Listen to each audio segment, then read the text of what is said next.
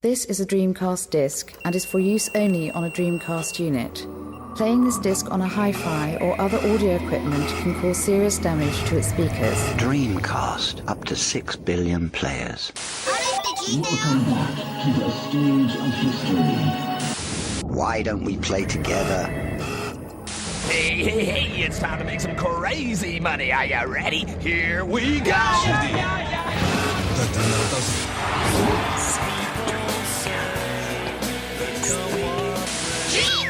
Please stop this disc now. What's up, everyone, and welcome to the 122nd episode of the Dreamcast Junkyard DreamPod. My name is James, and as usual, I am joined by some big names in the Dreamcast community. I'll start off by introducing the man who is producing an A to Z of Dreamcast games so long that it's going to include games that haven't even been announced yet by the time it comes out. Mike, good evening, good morning, good afternoon, regardless of what time people listen to this. How are you, sir? Good evening, James. I'm good. I am good. How is the book coming along? It's going well. I finished. You finished? Well, hold that thought then, and we shall come back to that a bit later on. Yeah. Next up on my hit list is he now the new Dreamcast Junkyard Daddy Dreamcast, or is that still reserved for Tom? I think the new de facto leader of the Junkyard is taking over the impossible task of filling in for the old school Tom Charnock. But welcome, Lewis. Hi, thank you. I wouldn't consider myself a leader, just someone who is a bit obsessed with the Dreamcast, and that's why I do it. I think I speak on behalf of all of us in the staff group that you are the one corralling everyone together to make sure we're all on track. So yes, but I'm giving you a rest from hosting tonight, Lewis. So. Yeah, I don't like hosting. Oh shit, I said that on recording. Oops. But yeah, prefer you as host anytime, James. It's trying to butter me up already. Just ready for my quiz later on. There's going to be no holds barred for that, I can promise you. Yeah. Our final guest tonight, and last but by no means least, is the newest still member of the Dreamcast Junkyard, but has probably contributed more than me over the past 12 months. Lozz. Evening all. Glad to be back. How are you, my friends? Oh, hanging in there. All the better to be on the pod again, speaking to you chaps. Good. We've got lots to get through this evening, as usual, on a Dreamcast news episode. Lots of new things happening. Never a dull moment when it comes to the Dreamcast community, which is obviously amazing.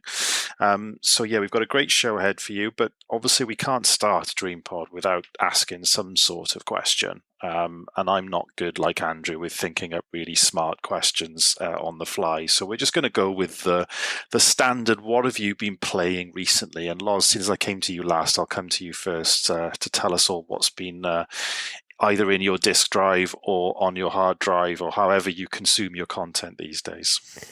Well, aside from doing a daily spin-off of Wordle that I do obsessively, I've been playing.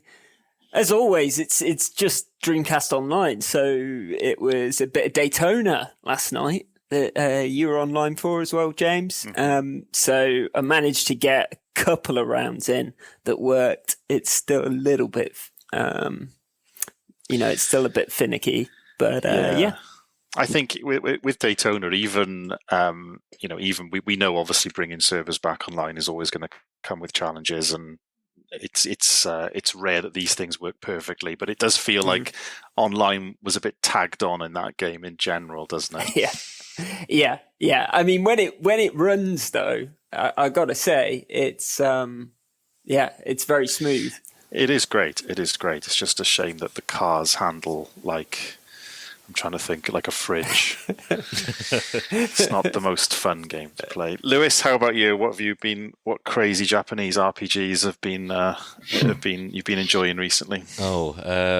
It's not actually Japanese. I think the team who made it are from the Netherlands, but Bomb Rush Cyberpunk, I absolutely blasted through that and completed it. I have a review coming for the blog, but all I can say is that game is basically the Jet Set Radio that everyone's been wanting in all but name. And I think there's a lot of people on Twitter, or X as it's called now, who share that sentiment, who think that, why wait for Sega to make a new Jet Set Radio? This is so faithful to everything we love about Jet Set Radio, but it's got 20 years of gaming innovation to make it a cooler and bigger game. So, yeah, it's awesome, and I recommend anyone who listens to this podcast to check that out. Good stuff. What's that available on, Lewis? Is it Steam or is it consoles?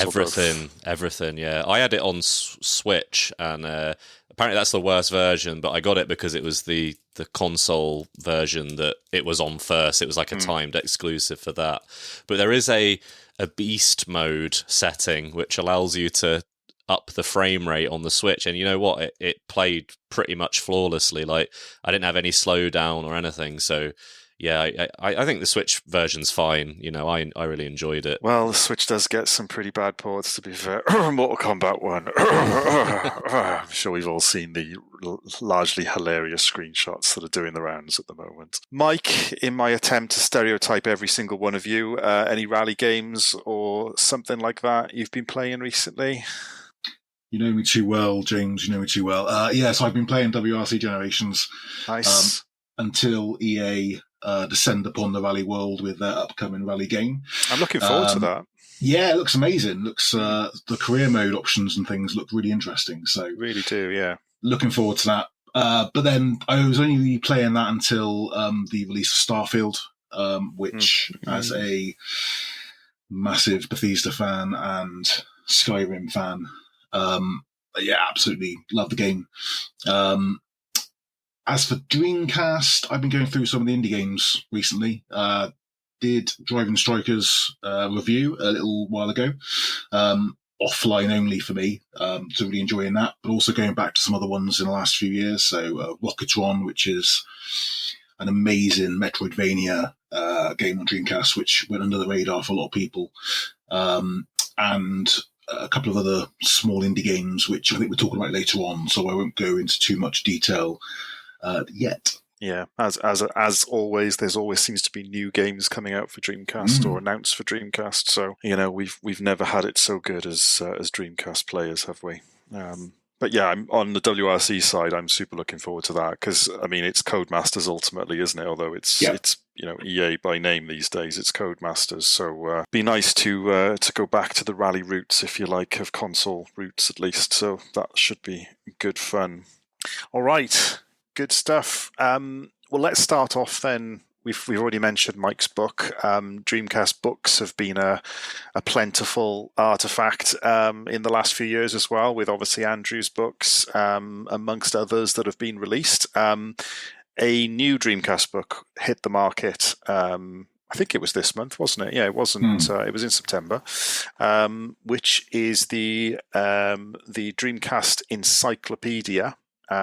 Which has been part of a wider series by Chris Scullion, who basically, I wouldn't call them reviews; they're more just kind of overviews of each game. And he's basically published a Dreamcast version which covers every single game, including Japanese games that were released on the Dreamcast. So I picked this up. I also had Chris's Mega Drive and the N64 version, and I've been flicking through it over the past few days.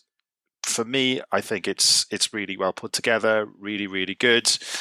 He didn't rip Spirit of Speed 1927 too much either, which is always good. But yeah, I know Mike, Lewis, you guys got copies as well. So what have been your thoughts about the book so far? Yeah, obviously we had Chris on the podcast. I think last episode actually. Yeah. Really nice guy, and obviously really knowledgeable, and really good book. Just it's a bit more detail in each of the overviews than his other books, at least from what I can and sort of remember. I've got the Mega Drive book, and I've had that for quite a while.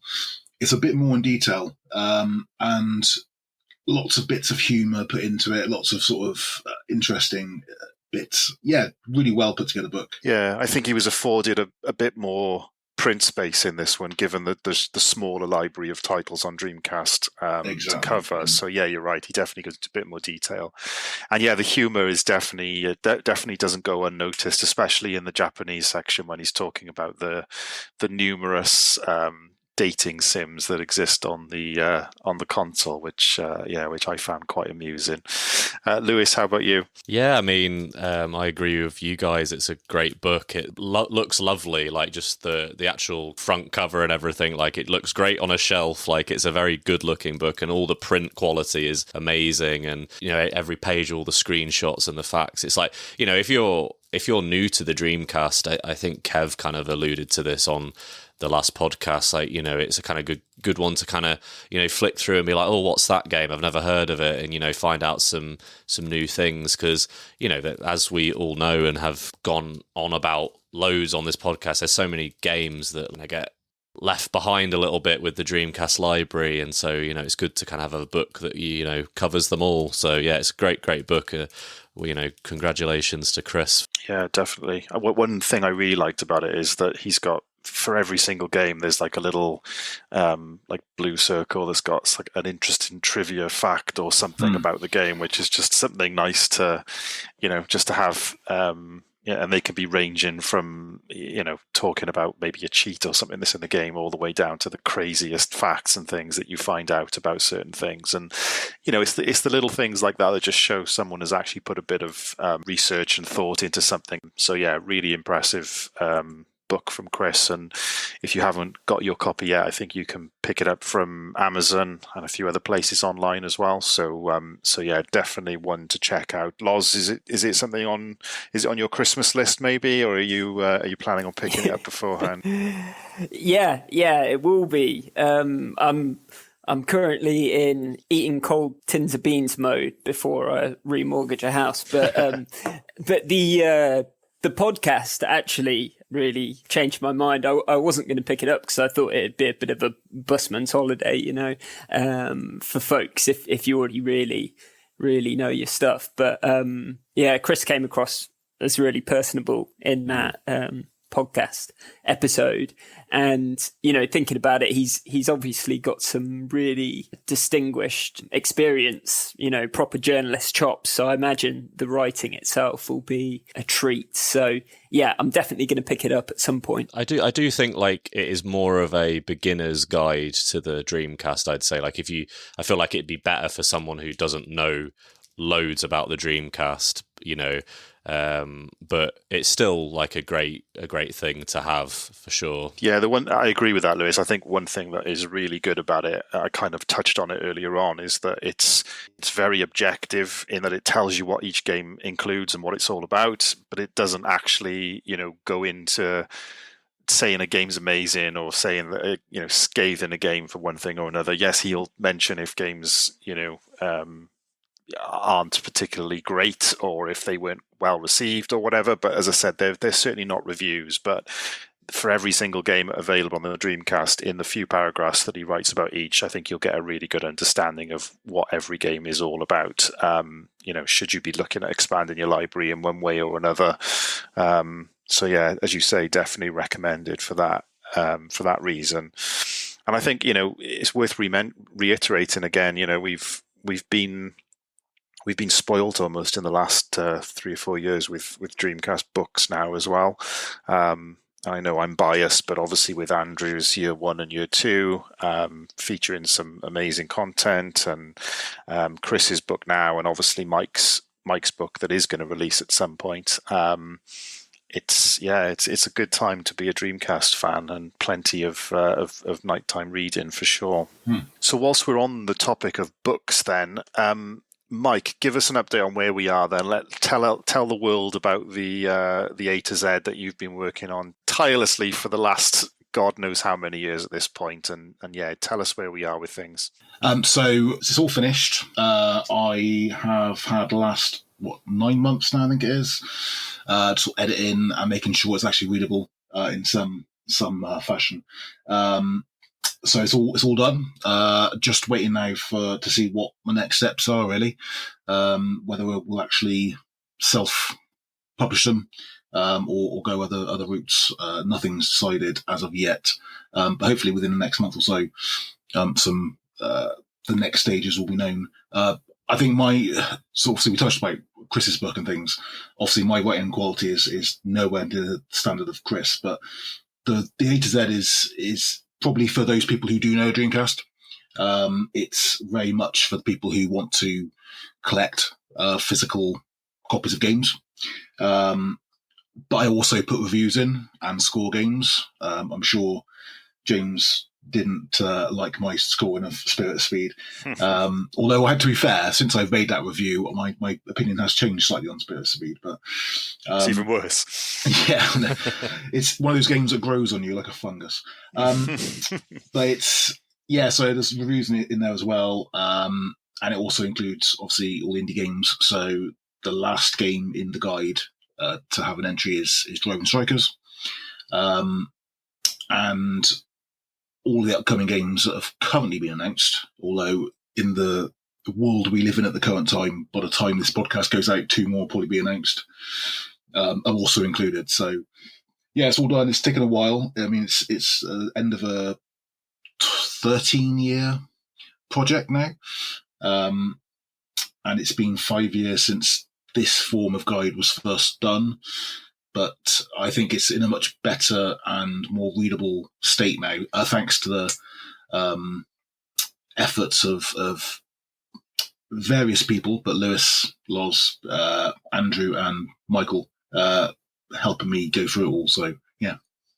And I suppose this has been a bit of an evolution, Mike, from looking back at the relic of the Dreamcast Junkyard Collector's Guide that was available for a very short period of time before Sega decided they wanted to send us a cease and desist. But is that where this kind of the origins started for this book? Yeah, very much so. So when I first started doing it, it was just basically a way of keeping track of what I was collecting, and there was nothing out there which had sort of every regional variety of gaming. So I sort of just, it was a list form, as it were. I had a habit of writing reviews for games for many years anyway, back to when I was playing a lot of Master System games and Mega Drive games. So it was sort of evolution of that. And then I think Ross, one of our former podcast co-hosts, said once in a sort of offhand remark that it would be impossible to review every Dreamcast game and include them in one book. So I sort of took that as a personal challenge. You took that personally? I did, yeah. But the contents of the book is pretty much the same as it was 4 or 5 years ago. Yeah. It's just now in a more readable fashion. It's not a massive evolution since that date. That was when most of the work went in. I think I'm currently up to, I think it's 4,500 hours of editing on the guide, and that's pretty much most of that was in 2018. Since then, it's just been refined and trying different things out. Yeah. And as you said, very much aimed at the collectors, because Sure. you've got all the different variations of names. You've got all the different serial numbers, presumably still in the new version of the book. So obviously the different regions, but then correct me if I'm wrong, if there's also slightly different versions of the game as well that you've got the different information for as well. Yeah, so it's every PAL release, which obviously includes different language releases. Yeah. You've got American releases, American variants, budget release in Japan, indie games, indie limited editions. So I think in total, I don't actually know the full number now of how many games, different versions of games there are, but I think there's around 1,500 different versions. So it is ultimately the definitive list of Dreamcast games available from a collecting perspective, I think is a good way to put it, right?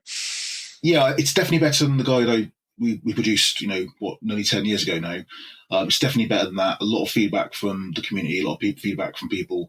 So I think it's as good as is definitive, I hope.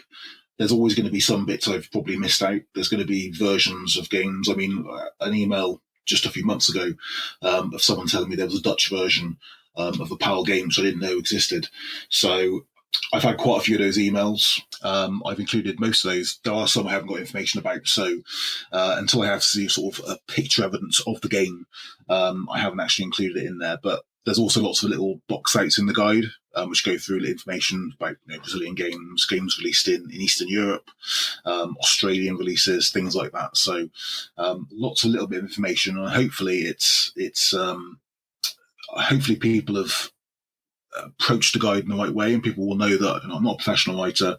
I do have a long job I've got to do in my own life. But yeah, it's a lot of people have given really positive feedback on social media, mainly driven from Lewis's cover, which just looks superb. So whenever I post it on social media, people are really interested. So Great. Hopefully it'll be well received. Without putting you on the spot, Mike, do you have any sort of anticipation now in timing for when this is going to be available for pre-orders or orders? Are we talking the next few months, or are we talking sometime early next year? What's your feeling, or what would you like to achieve on it?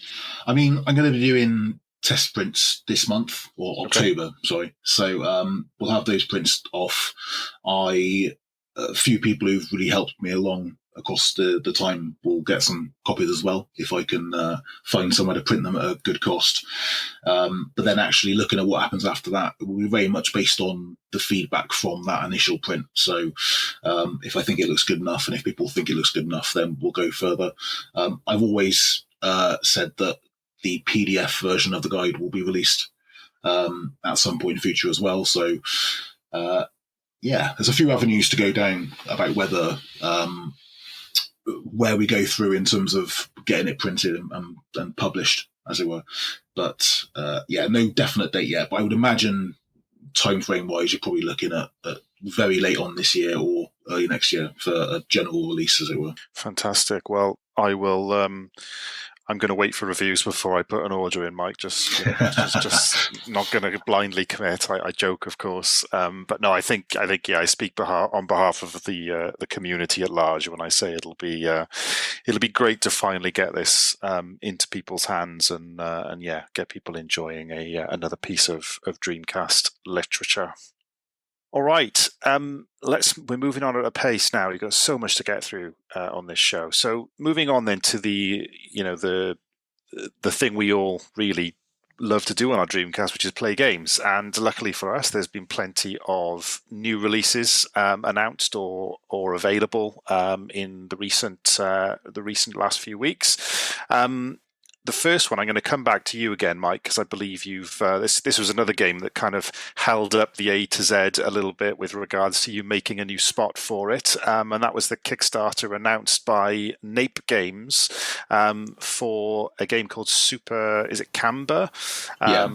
Which is available on multiple platforms, but obviously a Dreamcast version is included in the Kickstarter as well. So, Mike, tell us a little bit about this.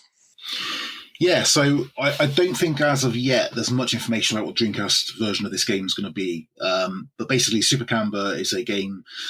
I think Nape Games announced it about 3 years ago on Steam. It's still not released on Steam. I for some reason, I read the entire game title as Super Camembert, so I thought it was a cheese-based superhero. But of course, I'm reliably informed that Camber is Spanish for banana. So in essence, this is Banana Man, for those of us who have a memory of 80s British TV. But yeah, so it's the game on Steam is an RPG. It has a sort of I don't know, I don't want to say flash game look to it, because that sounds a little bit derogatory, but it does have that sort of slightly amateurish look to it on the game they announced for Steam many years ago. But that was actually subtitled Super Camber: The Sacred Orbs. The one they've announced now, I believe, is subtitled Hero from the Multiverse. So I imagine it's probably a slightly different game. If we're going on Nape Games' previous Dreamcast items, they've just been Dreamcast ports of the NES versions of the games. They've always released games in sort of a Mega Drive style, a SNES style, and modern platforms, and then a sort of I say demake, but an 8-bit style one as well. We usually get those. So I imagine we're going to get some kind of, and this probably sounds like I'm trying to predetermine what Nape Games are going to announce, but I imagine it will be some form of side-on RPG 8-bit game made in NES Maker and ported to Dreamcast, which is not a bad thing. Nape Games have released a couple of games in the past on Dreamcast, Ploid and Recnum. Ploid was pretty poor, to be fair, but Recnum was actually pretty good fun. So, yeah, it's always good to have new Dreamcast games. I would like us to get away from maybe having NES ports as single ports to Dreamcast. I think it's not necessarily reflective of what the indie scene can do. I think quite a few of them bundled together would probably be better value for Dreamcast fans. But a good game's a good game. So hopefully we can have something quite interesting from this game. Yeah, for sure. Is this on your radar, Lewis, Lozz? Either of you thinking of picking this one up?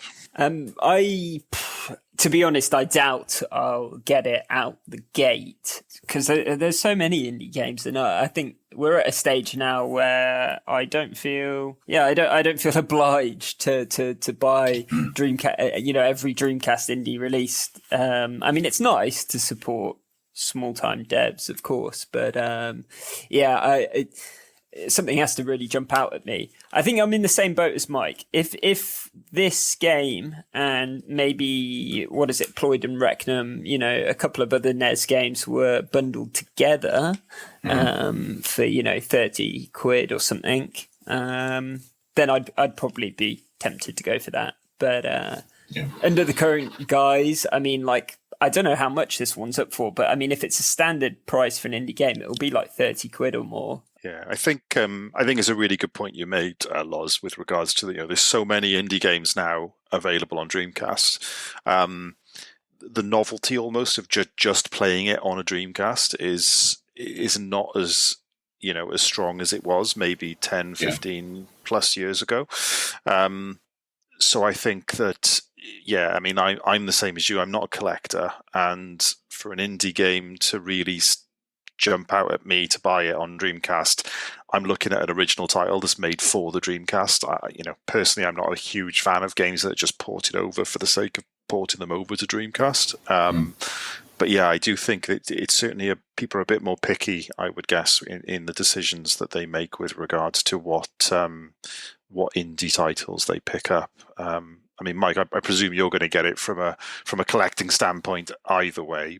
Yeah, I mean, I will, obviously I'm still pretty much complete on the indie side of stuff, and I do enjoy supporting the studios and that do this, because obviously if we don't support them, there'll be no games at all. But it is difficult to get excited about NES games being ported to Dreamcast when you've got things like Xenocrisis out there, which are just top notch experiences. But saying that, we've had low-tech games release Flea and Tapeworm Disco Puzzle. Those two games are really good. So again, the quality is down to the actual developer itself. So hopefully they'll be quite good.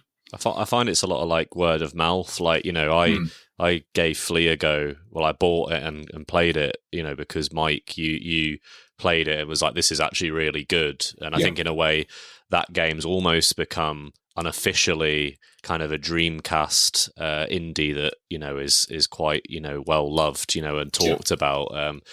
Whereas, like you were saying, James, again, it's not just it can't, now it can't just be we've put this on the Dreamcast, you must play it. It's okay, why should we play it? I feel like we're in a position now where we kind of are able to, pick and choose, and but hopefully, this will be a good game. Let's see. Yeah, I think the thing as well is that some of the best indie games in the last couple of years, because there's been so many, have completely gone under the radar. Talked about Rocketron earlier on, but quite a few of Josh Pod's games, pixel art games in the last few years, have been really, really good. and they've just gone under the radar a little bit. I think sometimes these NES ports, I just feel sometimes that takes away from games like Rocketron, which are actually really quite impressive in how they run on Dreamcast and the actual technology behind them. So, the indie look, none of us can complain. The indie scene's alive and kicking. So hopefully we've got many, many more games to come out, and we've still got 25 projects that are currently announced that are still in development. So plenty of games come out. Mike could best get started on work for his supplement. Don't tell him, because he just needs to draw a line under it. Yeah. Whilst we're talking about Nate games, and you guys mentioned Recnum and Ployd, they are available again to pre-order on the VGNY Soft website. I believe they're reprinting, republishing a load of games. So again, if they are games that you didn't manage to get, then obviously they are available now to pre-order again, should you want to do so. In the US only. Yeah. US only, yeah. I know sometimes they have like other websites they put them on, but a lot of the time with VGMY Soft, you're not getting it if you're outside the States, I guess. Yeah.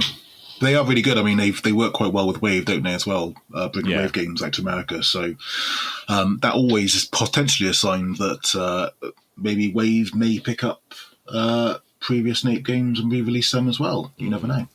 Hopefully, yeah. For sure. Sticking with the indie scene then, and probably one of, if not the best indie publisher on the Dreamcast, which is Wave Game Studios. They they announced a couple of months ago now, I think, that they are producing the third demo disc in their series of what they call debug demos. And the best news for all Dreamcast fans is that the demo disc is completely free. I think you just have to pay for postage.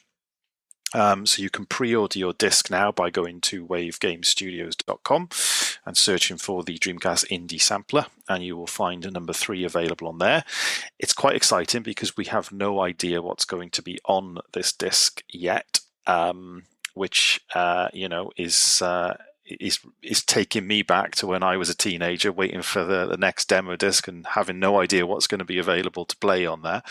And we'll have a bit of speculation in a second, but it's just worth mentioning, what a great job Wave are doing, not only to publish games, but to promote. We just talked about how a lot of these games go under the radar. And I think obviously in the modern era, it's easy to put a demo available online and people can download it and rip it to a CD or play it on their GDMU or whatever. But again, we said this before, there's just something nostalgic, isn't there, about having a demo disc that you can, rip the cellophane off and put it in your Dreamcast and just sort of dabble with the various different releases. And I think from my experience of playing the first 2 demo discs that Wave released, it felt very much like a demo disc from back in the day. And obviously they exclusively focus on the upcoming and currently available indie games. We've seen the likes of Xenocider, Driving Strikers, Intrepid Izzy, Shadow Gangs, and most recently we even saw the upcoming dungeon crawler called Harlequest, which is going to be super excited to see that game. So yeah, what do you guys think is going to be on this demo disc then? Again, just to put you on the spot, any ideas as to what you think we might see? Well, I think that the exciting thing for this is that I actually, I have no clue, because the thing with Wave is on the previous demo discs, they've kind of had things that we sort of expected, Shadow Gangs, they'd already released that. Intrepid Izzy, they'd already released that. So it's kind of like, obviously, they're giving people a taste, who haven't got it, to say, play it through and see what you think, and then obviously purchase the full thing. But Wave have kind of wrapped up this kind of batch of releases. I know, obviously, Harlequest is going to come in the future once that's ready, but I know, I think we us guys here in the team know there's like things coming from Wave. I don't actually know exactly what it is, But that's like the kind of exciting thing for me, is that I genuinely don't know.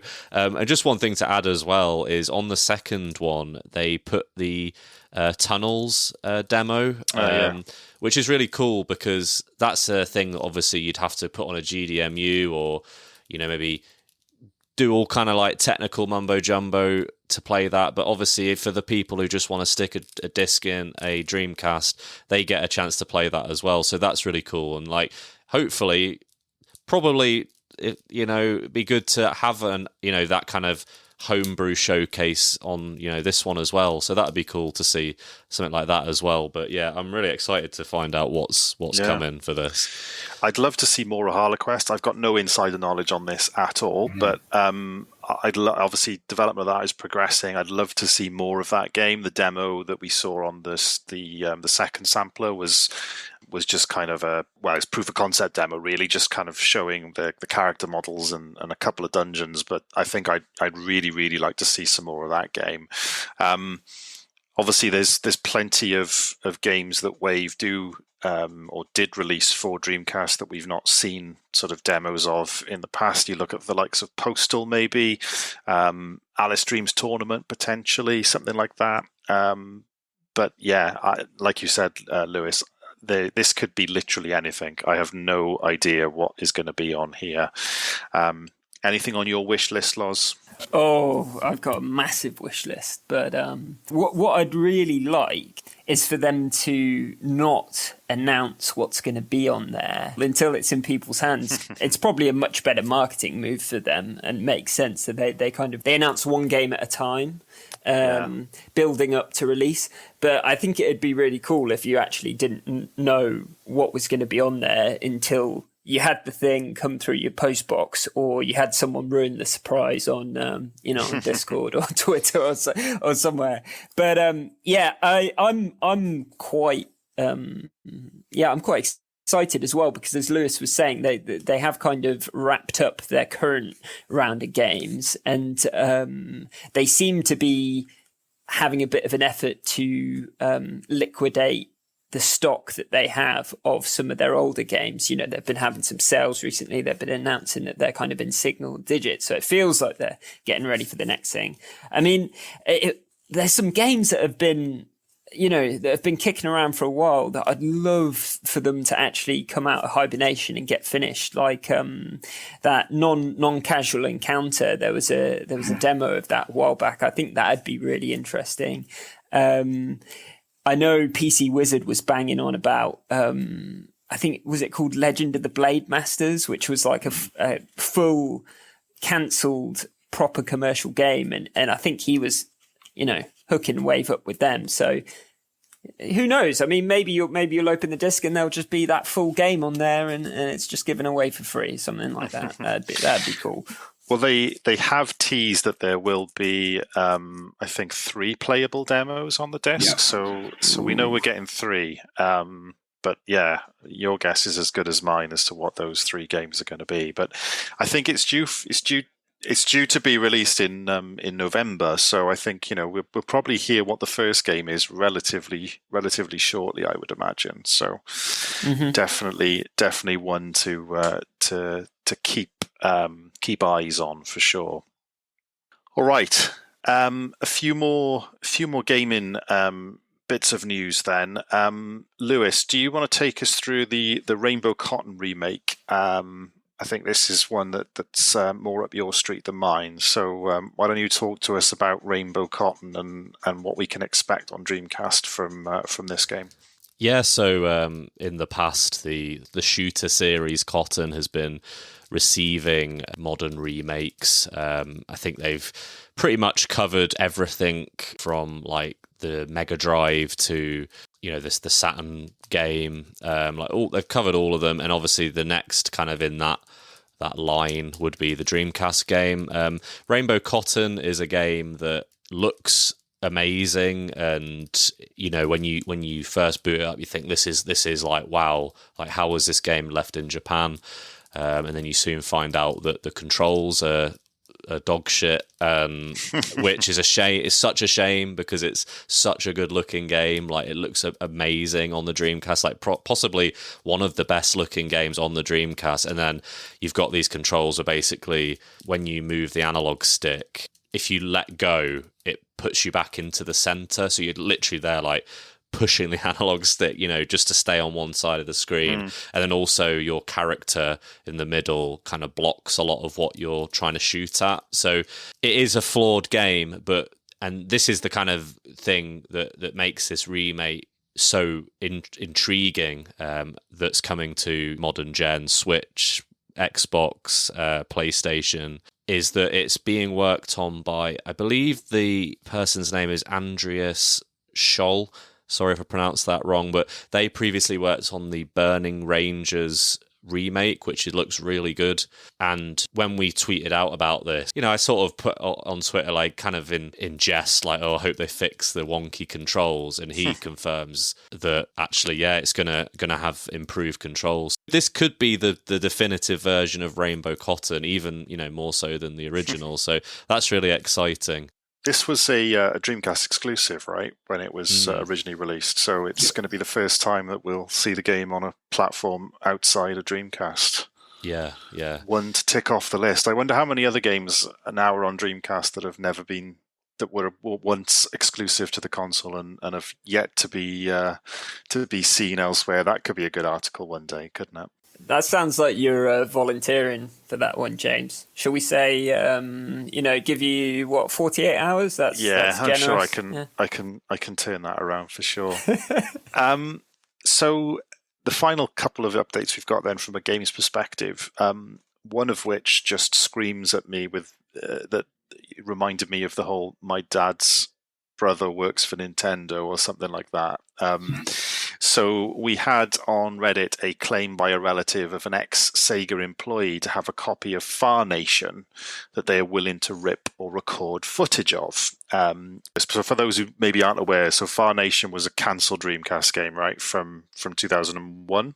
Yeah. Someone posted to Reddit basically rounding up all of the knowledge they have about this unreleased game. It was billed as the first console MMO, and there's like no screenshots of it. And there's all this other information. We'll link the Reddit post in the show notes. But someone, like, kind of out of thin air replied and said, I live in San Francisco and I have a collection of games. I was taking pictures of some rare things to send and I came across this game, which led me to this thread. Figured I would show it off here for the 3 people interested. There's 4 people in this podcast, so but yeah, they shared the GD-ROM disc, and sure enough, it is Far Nation. And someone asked, like, how do you have this? And they said, a member of my family used to work for Sega for over a decade. You can catch their name in the credits of some games. Lewis, I believe you've spoken to this person. Yeah, there's not much to update. I feel like I've kind of got the insider scoop, but I really don't. So basically, I reached out to them. They appreciated the interest, and they do intend on showing and grabbing the contents of the disc. But that was like, I don't know how long ago that was, like July. So they've not done that since. I think PC Wizard also tried to reach out to them as well. So it's the case of just, I guess, waiting, and wouldn't want to, put too much pressure on the poor person. Like, they've probably got a life outside of Dreamcast. But it'd be really cool to see, even like I say, like, it didn't have any screenshots or any kind of anything to do with this game ever has been seen. So it'd be cool to even see some concept art or something, just to, Yeah, it seems an odd choice of game to, like, if you were going to hoax something, it seems an odd choice of game, right? It's not the sort of thing that many people would even know what the game was. So it does seem like a strange thing to have said if it's not real. Yeah. But obviously the proof will be in the pudding. I'm optimistic that that's a real development, GD-ROM. I mean, it might be, who knows what's on there. It could be super, super early stuff, that will not be that impressive. But I can't imagine under what circumstances. I mean, there are some weird people out there, let's be honest, but you'd have to be pretty weird to fake to want to fake that you've got a copy of Fire Nation. I suspect it may be the case that, yeah, as Lewis says, they may just have, they've got a job and other things to be getting on with. And if you don't know how to rip, I think you need to have... System disk too. That's it, Mike. Yeah, you need to have like the proper equipment to rip it. So I'm still fairly hopeful we might see something at some point. But yeah. I believe that maybe they mentioned that they have someone living close to them with System Disk 2, don't they? Yeah, I've got System Disk 2. If they want to send it to me, I'll run it. I still need to rip my version Giant Killers with a different introduction sequence. Yeah, well, it's always nice to see unreleased stuff, and again, I feel like that's another area we've been pretty spoilt with over the last couple of years. It seems that there's been so many unreleased hidden Dreamcast games that have just been discovered and dumped. So yeah, another one to look forward to seeing, hopefully at some point, and just see what sort of state it's in. Even is it even in anywhere near sort of not saying playable, but at least a point where we can see a menu or something would be nice for sure. The final thing on the games front then is around another port over to the Dreamcast, and you'll remember that we had Open Lara and the port of Tomb Raider 1 fairly recently. I think that was in the last 12, 18 months or so, wasn't it? Mm. And Mr. Neo over on the Dreamcast Talk Forum now has started to work on the Wipeout port using the source code that was released. So yeah, years later, after being envious of PlayStation owners playing Wipeout, we might actually get to see Wipeout on the Dreamcast, and I believe it is actually running on Dreamcast now, isn't it? Yeah, the Sega Guru has a video of it playing, so that's worth checking out. Yeah, so yeah, we're seeing quite a few of these kind of as the source code gets released. We're seeing a few of these things ported over to the Dreamcast.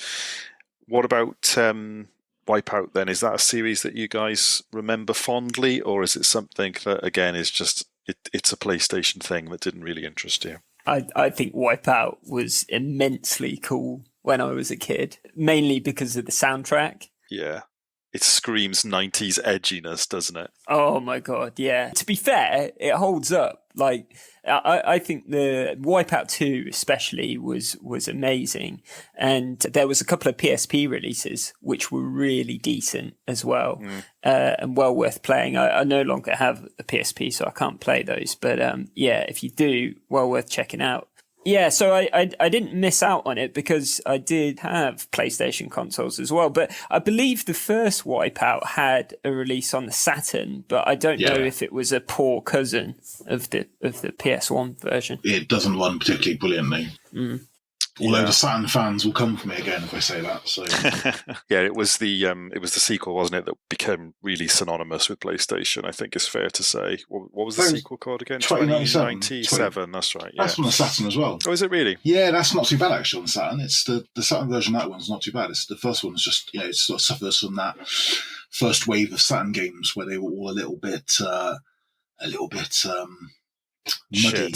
Let's say, I was trying to be polite, but yeah. I must admit, I now you've said it, I remember they were available on the Saturn, but I always associate these games with PlayStation. I always have done, and they do definitely feel very PlayStation-y to me. But yeah, good to see it running. Obviously, again, the more things we can see running on the Dreamcast from a Curioso perspective is obviously good, and it's just nice to see it running. I'm just watching the Sega Guru's video now on it, and it runs really smoothly as well, to be fair. It looks really nice. So yeah, definitely one to check out. As I said, if you're interested in that, go and have a look on the Dreamcast Talk forums, and you'll find the thread on there which has got all the updates and details of where to check it out. A few more things just to cover off then before we bring this or start to wind this episode down. From a hardware perspective then, we've seen a few new bits of hardware that have been made available recently. First of all, we've seen we've covered it on a previous show, the VM2 memory cards, VMUs, which is basically a completely overhauled VMU. Looks exactly the same as an original, with the exception of a few little details. Have you guys pre-ordered this? Is this on your list of things to get, or are you happy slumming it with a standard VMU with no battery? The price is a little bit too rich for me. Yeah, so what were these retailing at? I forget. I think it was like 100. Yeah. I think it was about 100, yeah. And when it was first announced, I remember that being quite a talking point. But Chris seems to have, the number of orders that he's had is, I think is even higher than, I think he smashed his goal. Yeah, so this was on Indiegogo, and they got just over 1,000 backers, basically. And yeah, it was £100. That was the early bird, so it's £120 normally. Yeah. I mean, it looks lush, and Derek's quite friendly with Chris and seems to kind of get some previews of how things are going, and he shares them in the Junkyard Discord, amongst other places. And I mean, it looks amazing. I haven't ordered one myself, but yeah, at some point I may do. Does look really nice. They've kept the design of it, as I said, pretty spot on to the original. For those who aren't aware, then it has a backlit LCD screen with a higher resolution. It has a standard internal memory storage, same as a normal VMU, but it also has the ability for micro SD to obviously expand that storage off and presumably make it easier to transfer data to and from PC if that's one of the things you want to do. Number of other features as well, including higher capacity batteries and things like that. So it's a very, very premium, should we say, product on the Dreamcast. I'll be interested to see what people start to think of these as they come out. Maybe people actually start playing some VMU games on it now. It's got a battery that can be recharged as opposed to having to change it. But yeah, good to see projects like this succeed. Shows there's a market for them. And yeah, any other thoughts from anyone else on these? It's one of those things where it's like, often people try and sell me on the idea of purchasing something like the Retro Tink, which is an expensive product, but it's this idea that you pay that money and that should, forever make your games look good. Well, this should forever be like the only VMU you'll ever need. I think that's the idea that kind of would maybe justify the price slightly more. Also, it's a labour of love kind of project, so it's not going to be cut costs like if it was by like a big company. But yeah, we look forward to getting it. It's imminent, so it's exciting. It's probably cheaper than buying a Phantasy Star 4X memory card anyway, I would imagine, these days. So yeah, there's always that going for it. The other thing on the hardware front then is some of you will be very familiar with the Striker DC Dreamcast pad that was released a good while ago now. I think there's been pretty good reception for that controller in something that kind of modernizes the Dreamcast controller whilst kind of keeping the same sort of feel. Lozz, I believe you created a post about this on the Dreamcast Junkyard blog around their latest development, which is a wireless version of the Striker DC pad. Yeah, indeed. And the key point for me is that it's not just the existing Striker DC wireless. There are other quality of life improvements that, as far as I'm concerned, make it make it a lot more interesting and should increase customer satisfaction.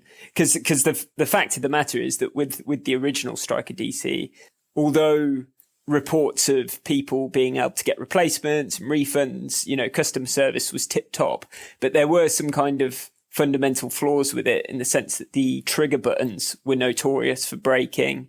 I think a lot of people weren't too keen on the analog stick, but the creators have specifically addressed those issues. And so it's the Striker DC with quite a handful of good quality of life improvements, and it's wireless. So, and I think it's $50 or something.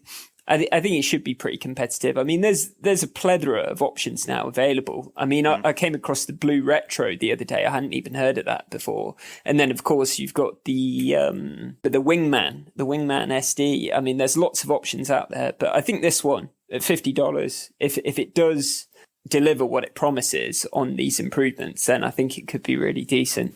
Yeah, that's a really good price point, actually. And, again, the prices of real Dreamcast hardware just keeps going up and up and up. I've not checked recently what a controller is, but I'm sure they're probably getting close to the 20, 30 quid mark now for a Dreamcast controller. So, yeah, sooner rather than later, these are going to be potentially better options. I remember in the Dreamcast heyday of early 2000s, after the Dreamcast was dead, I remember buying, this must have been about 2005, 2006, I remember buying a load of Dreamcast controllers off eBay. They were brand new, didn't have a box, but they were in the the little bag with all the cable ties around it, brand new controllers, and I think I bought about 4 or 5 of them, and they were the equivalent of about £3 each. Yeah. And I wish I bought more now. But yeah. Have you got the wired version of this controller then, Lozz? No, and specifically for the reasons I said, I was interested in it, but I tend to wait until these things are released and then see what others have said. And there were just so many folks saying that the triggers were breaking. Yeah. And as I say, they were getting replacements if they wanted them and the like, but it seemed like, for me, I couldn't be bothered with that, so I just gave it a miss. I think Brian said on a previous podcast, like, he had that previous controller, he was using it, got it replaced, broke again, maybe got it replaced a second time, but it's like there's only so much you can do with that, and it seems almost like this is their way of replacing that controller. The one weird thing that we've not mentioned is that the VMU has its own little cradle thing. Yeah, I thought that was quite cool.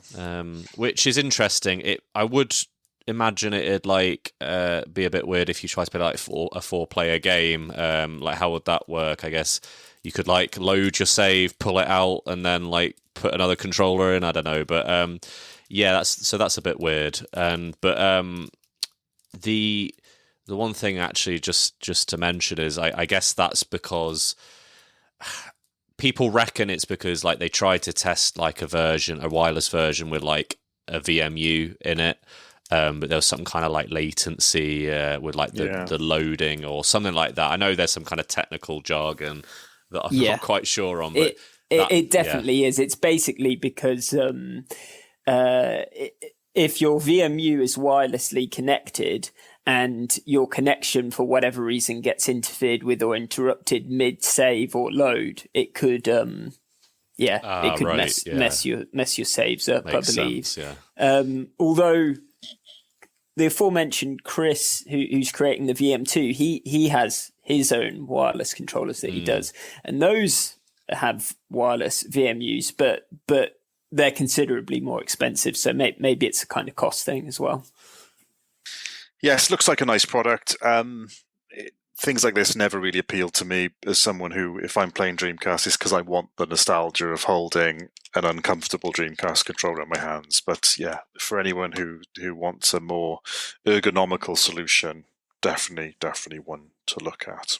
Moving on then, so we've got a few very quick bits of news in the online space of Dreamcast, the Dreamcast world of online. The new, or rather the list of features and games that are available online keeps increasing. Floygan Brothers is the latest game to have its online features restored, which is great. Certainly from the standpoint of preservation and experiencing these things how they were meant to be experienced in the past. Again, it's something that probably most people won't bother with. It doesn't have multiplayer or anything like that, but the game did have a number of different sort of monthly downloadable content elements, which are now available to be able to download it onto to your VMU, which is great. And obviously, the more of these sorts of things we can see, and being able to access them organically, if you like, as opposed to finding a VMU save and just updating your VMU with that information, is really, really good. And yeah, a game which probably a lot of people have never even played, with Floygan Brothers. But yeah, Loz, you're a big fellow advocate of the online community, so it's great, isn't it, to see more of these sort of features become available? It's amazing. I mean, in this particular instance, you're completely right. I've never played the game.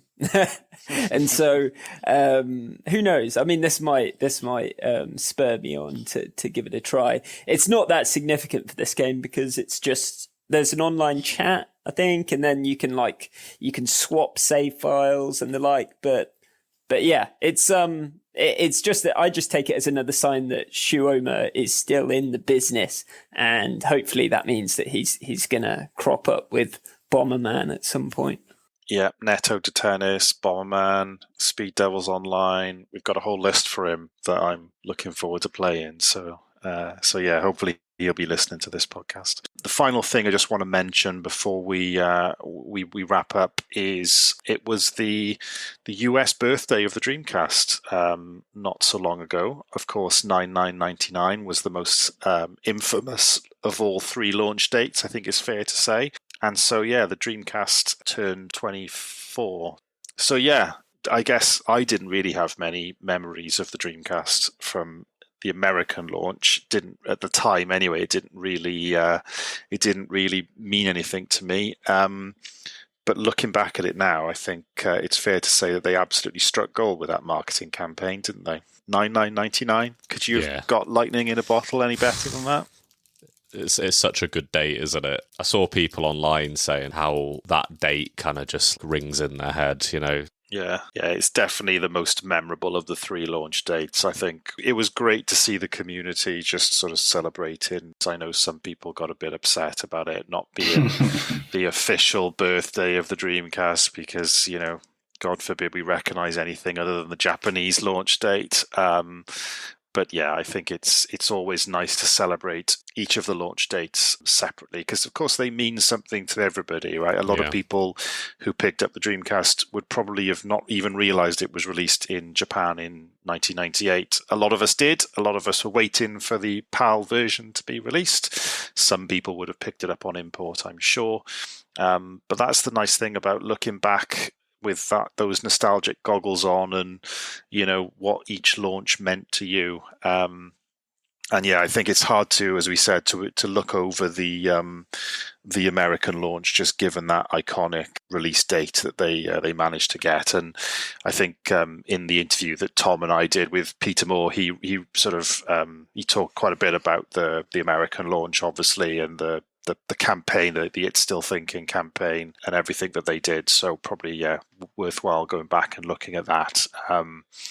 But yeah, I'm looking forward to celebrating the UK launch personally, because that's the one that means the most to me. How about you guys? Is it? Do you have more affinity with the PAL launch, or do you look back more fondly at the American or Japanese launch dates? I think we should make more of a deal of the date on which Sega announced a discontinuation of the Dreamcast. You know? We could all dress in black and carry a coffin through the streets or something. As I do the social media, I have to like all dates equally. I have to be objective. Yeah, I have no comment. Trying to stay out of the flame wars on Twitter there. Yeah. Well, that wraps up the news for today. Obviously, loads going on in the Dreamcast world, as we said, which is fantastic. And it's always good to come together and do a news pod, just to kind of collate everything that's been going on over the last few weeks and months and just sort of have a little chat about it. So have to extend my thanks to Lozz for pulling together all of the various bits and pieces. But I think it's time now to move on to the thing that we've all been waiting for. Everything up to this point was just sort of a prelude and a bit of a ramble up to the point where we get to, drum roll please, and I need Lewis to edit in some sort of fancy music or something. But it is the Dreamcast 20 questions quiz.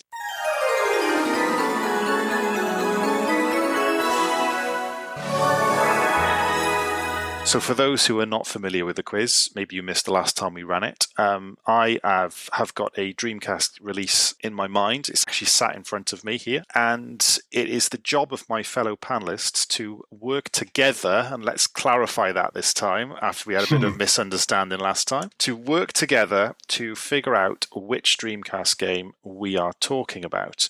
The Dreamcast game it can only be a retail release, so it can't be an indie game or anything like that, but it is a game that might have released in any of the three regions, three territories that the games officially came out in. The panelists, so Lewis, Mike and Lozz, they can only narrow this down by asking yes or no questions. And ultimately, they've only got 19 questions to narrow it down, and their 20th question has to be a guess as to what it is. The team is so far, they are 0-1 because I think it was you, Lozz, and Mike, wasn't it, who spectacularly failed on the first 20 questions that we ran. Yeah. So let's hope with the inclusion of Lewis this week, the team get a little bit closer to success. So you're working together. It's a Dreamcast game that was released in the contemporary period, and yeah, that's pretty much all you need to know. So I will allow you to start asking your questions, and I will keep note of them. I'll go straight out the gate if you don't mind. I'm going to just ask, was it released in all territories? No. Okay. So it's going to be either a PAL or American exclusive or Japanese exclusive. Or it could be in two territories. Mm-hmm. Can I ask? Yeah, can I ask the next one? It'll narrow it down a little bit. Yeah. Was it released in two territories? No. There we go. So it's going to be an exclusive to one. And I reckon, knowing, well, I could be completely wrong on this, but knowing James, I'd be surprised if it wasn't a PAL or American game. Or it could be an obscure Japanese racing game. Imagine if it was a visual novel. I'd be impressed. Yeah, maybe he's bluffing. Could be bluffing. Yeah. One of the ones with one of the titles that are like really hard to pronounce. Should we ask? I mean, ultimately, if he says yes to this question, I can probably narrow it down to about 5 games already. But should we ask if it's a racing game? Yeah. Is it a racing game, James? You think you know me so well. No, it is not a racing game. Okay. I think we should try and pin down the territory. Yeah, do. Yeah. Yeah. American. It's going to be American, isn't it? It's going to be because there wasn't many PAL. Wait, is it a US exclusive, James? No. Oh. What? How many are we on now? 6, isn't it? 5. That's 4, I think. Isn't it? That's the 4th. Yeah. Should we? I think we should. We think we need to narrow it down, don't we? Because I mean, if we get that, if it's the thing, if he says Japanese exclusive, we've got 300 to pick from. If it's a PAL exclusive, it's a bit easier. Yeah. I mean, surely the question should be: is it a PAL exclusive? Isn't it? Yeah, ask it, Mike. Yeah. Is it a PAL exclusive, James? Yes. Okay. Oh, we're in here, lads. We There's only about 10. Where's my guide? Where's my guide? Down there. No guide. No cheating. No cheating. Would like something like a sports game be kind of a PAL? I'm trying to think of the things that would be PAL exclusive. Yeah. There is. Sega World Soccer was exclusive. Giant Killers. Yeah. Giant Killers. I don't think James is a massive football fan though. Would he have a Football Manager game? So he said it's not a racer, so it's not Taxi 2. No. It's not Monaco Online. No. Well, yeah, the PAL exclusives. So you've got Headhunter. Yeah, you've got Headhunter. Oh, that's a good shout. Did that came out in Japan? Did it not? No. Wow, I didn't realise that. PAL exclusive.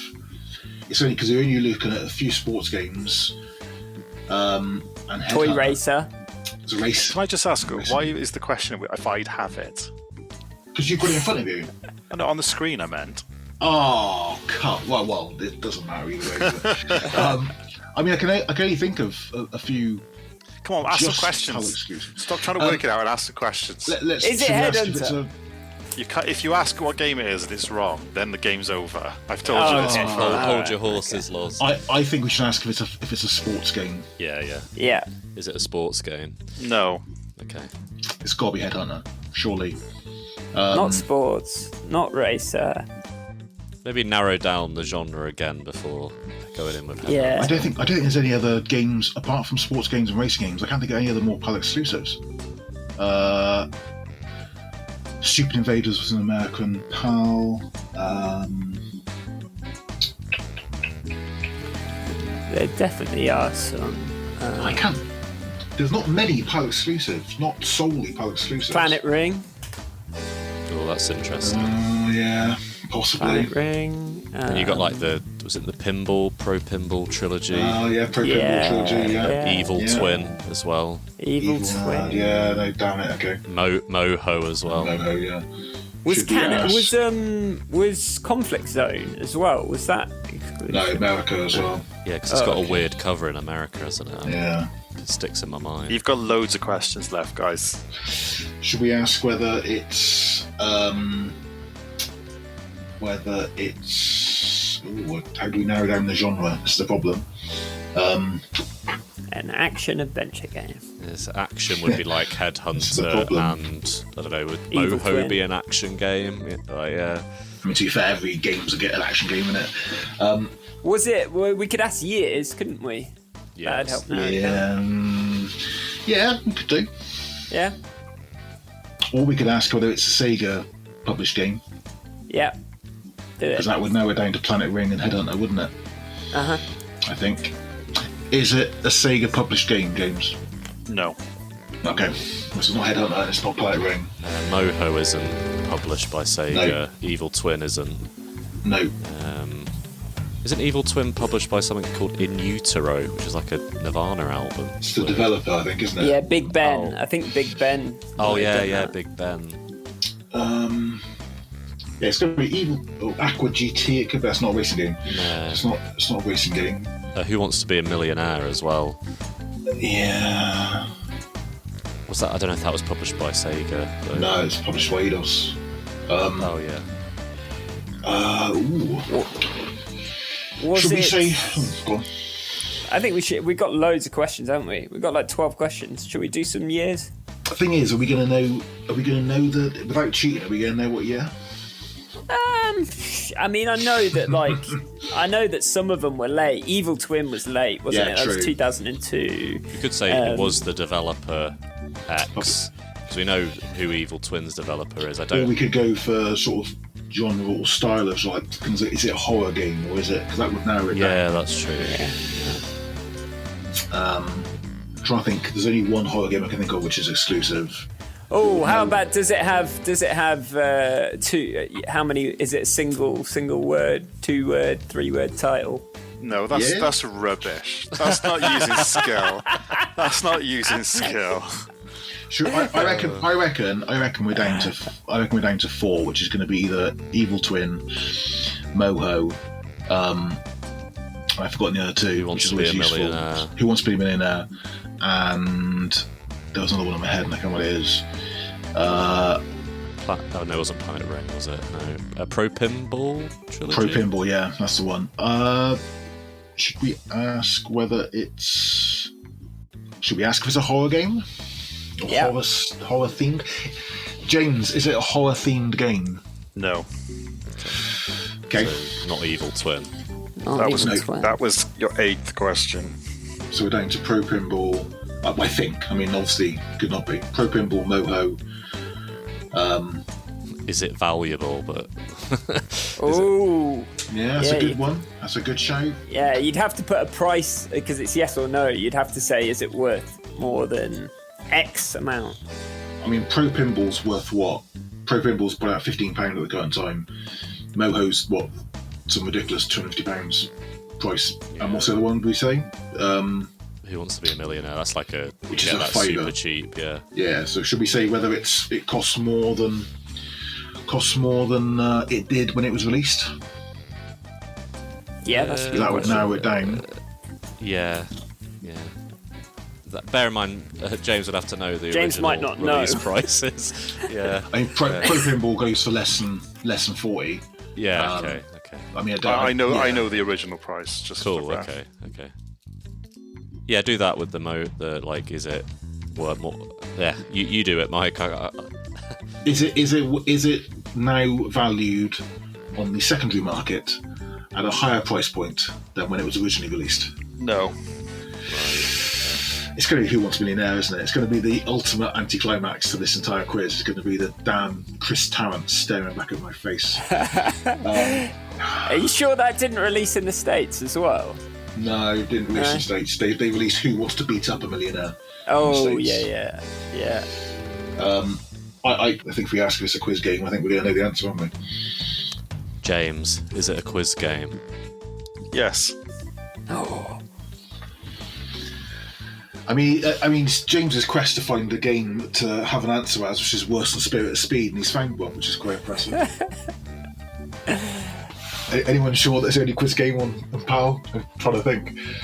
There's nothing else, is there? South Park chef thing was American as well.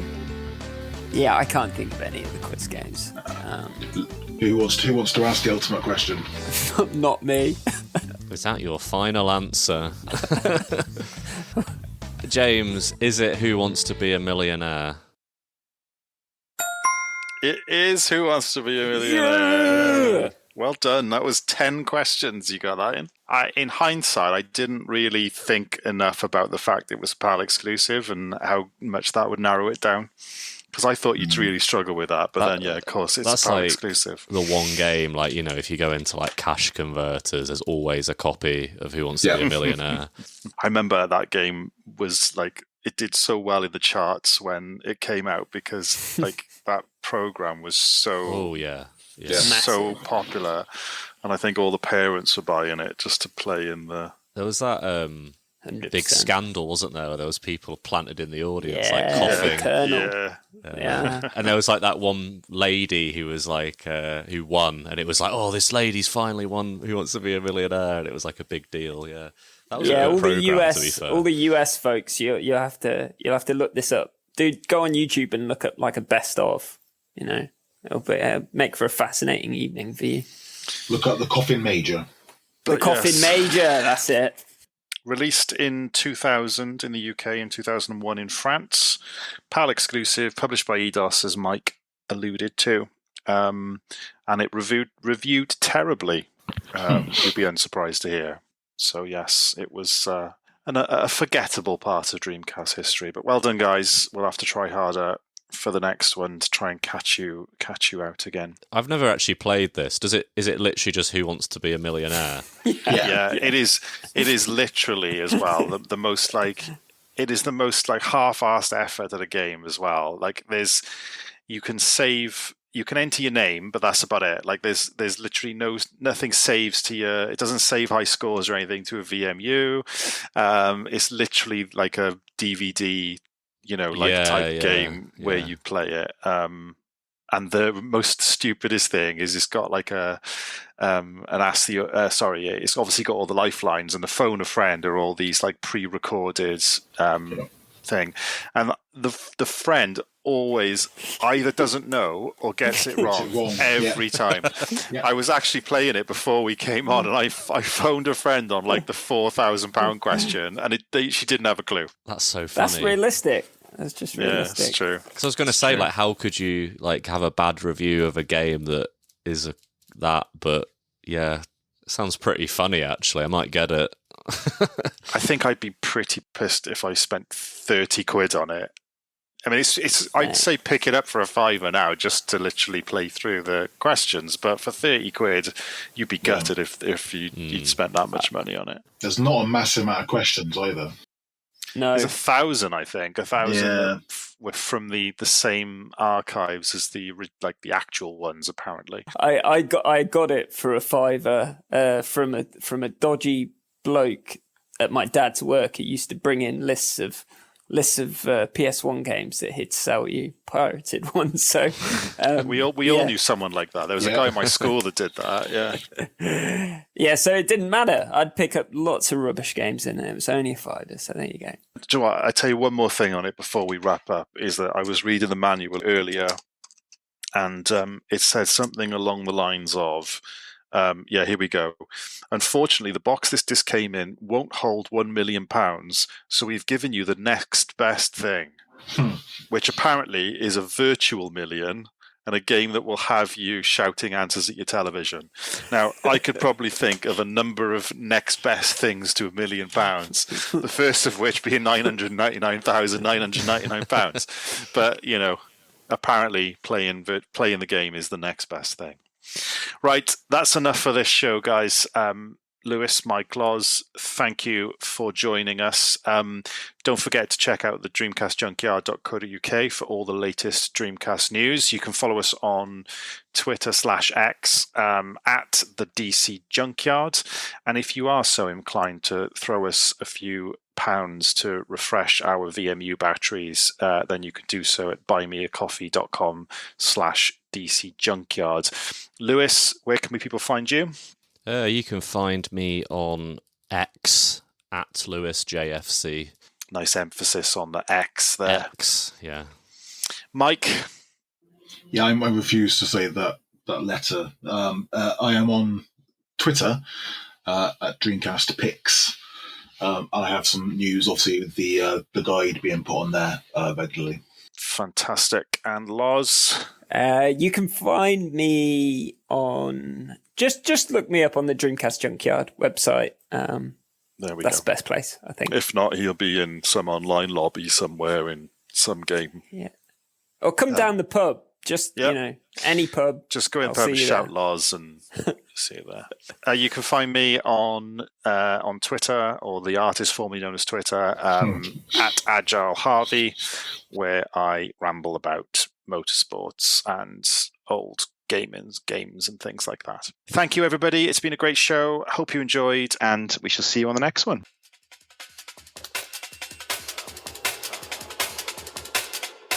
This is the Dreamcast disc. This is the Dreamcast disc. This is the Dreamcast disc. This is the Dreamcast disc. And is for use only on a Dreamcast unit. Playing this disc on a hi-fi or other audio equipment can cause serious damage to its speakers. Please stop this disc now.